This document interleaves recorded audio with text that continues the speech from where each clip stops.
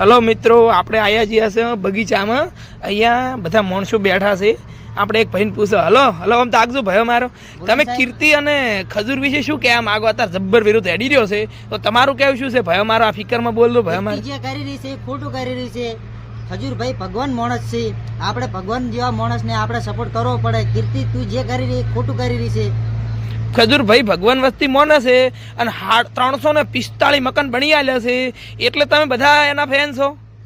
અને કીર્તિ બનાવવા માટે 10 લાખ થાય, તમે વિચારો એટલે શું કહેવાય. કરોડો રૂપિયા ખજૂરભાઈએ વાપર્યા છે. કરોડો વાપરવા એટલે જેવા તેવાના કમ નથી, મળદના ફાડિયા જ જોવે. વાત 100% છે. હું ના કરે એટલે રૂપિયા ખર્ચ ના કરે એવા આપણે ખજૂરભાઈ સપોર્ટ કરેલા છે બધાને.